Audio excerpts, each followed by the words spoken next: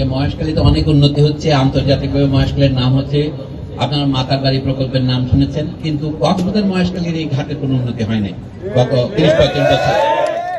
তো এখন সেই উন্নতির জন্য গত বছরের 5 আগস্টের যে রাজনৈতিক পরিবর্তন, তার ফলে আমি বলবো বর্তমান অন্তর্বর্তী সরকার একটা যুগান্তকারী পদক্ষেপ নিয়েছে মহেশখালীর জন্য, যে আমাদের এখানে এখন আধুনিক যোগাযোগ ব্যবস্থা সূত্রপাত হয়েছে। আমাদের সকল সমস্যার সমাধান হয়নি, দুটো সমস্যার সমাধান হবে। একটা নিরাপদ নৌযান, যেটাকে বলে সি ট্রাক, সমুদ্রের ট্রাক, এইটা যেটাতে আমরা আসলাম, এটা চালু হবে এবং এর ভাড়া জনগণের সাধ্যের মধ্যে রাখার জন্য আমরা অনুরোধ করেছি। নৌ পরিবহন মন্ত্রণালয়ের মাননীয় উপদেষ্টা সেটা ঘোষণা দেবেন বলে আমরা অপেক্ষা করছি। আমরা দ্বিতীয় বলবো যে দুই দিকে ঘাটে যে টোল আদায় করা হয়, সেটা 1991 সনে মোকাম্মেল হক সাহেব তৎকালীন সচিব ছিলেন, এটা তুলে দিয়েছিলেন, যে বলছিল এখানে দুর্যোগপূর্ণ এলাকার দরিদ্র মানুষ এখানে ঘাটে 2 টাকা করে নেওয়ার কোনো প্রয়োজন নেই।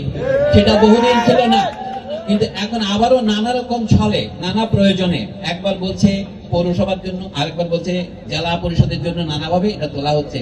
আমি মনে করি আপনারা যদি দাবি করেন, নৌ পরিবহন মন্ত্রণালয় সহ গোটা অন্তর্বর্তী সরকারের কাছে যদি দাবি তোলেন, এটা বাতিল হতে পারে।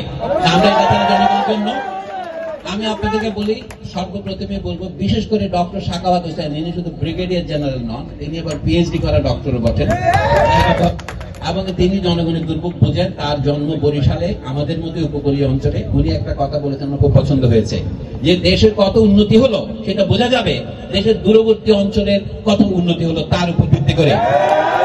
তো এখানে যেহেতু কোনো উন্নতি হয়নি, আপনারা বলছেন রাস্তা হয়েছে, যেটি হয়েছে সেই যেটি মানুষ ব্যবহার করতে পারে না, কারণ তাতে ড্রেজিং হয় না, আমাদের কাদার ভিতর দিয়ে আসে, চোখে দেখতে পাচ্ছেন। আরেকটা বিকল্প পরিবহন হচ্ছে আধুনিক স্পিড বোট। এগুলি তো যাত্রী পারাপারের ব্যাপার নয়। আপনার একটা প্রাইভেট কার আছে, আপনি রাস্তায় চলবেন, এটা যাত্রী পারাপারের নয়। আমাদের এতদিন যাবত জনগণের যাত্রী বহনের মতো একটা উপযোগী যানবাহন ছিল না, সেটা আমরা সূত্রপাত করেছি। আমাদের যারা ধনশালী তারা স্পিড বোটে আসা যাওয়া করতে পারেন, কিন্তু স্পিড বোটটা এই সমুদ্রের জন্য উপযোগী যানবাহন নয়।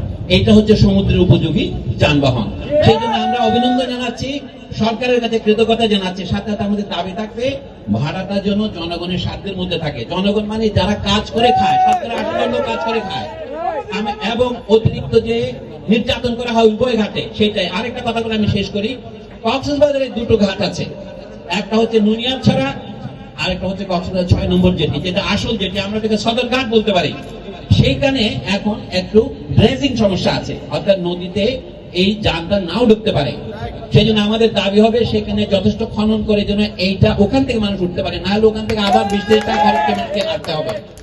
সর্বশেষ বলবো, একটা যান দিয়ে এত বড় অঞ্চলের চাহিদা মিটবে না। মনে রাখতে হবে মহেশখালী মানে মাতার বাড়ি, ধলকাটা, মহেশখালী এবং সোনাদিয়া, 3টা দ্বীপ, এবং পাশে আছে কুতুবদিয়া, এটাও মহেশখালীর বোনের মতো। আমাদের সকলে দাবি মেটানোর জন্য এখানে যানবাহনের পরিমাণ বাড়ানো দরকার। অন্তত আমি অনুরোধ করবো 2টা সিট জন্য দেওয়া হয়।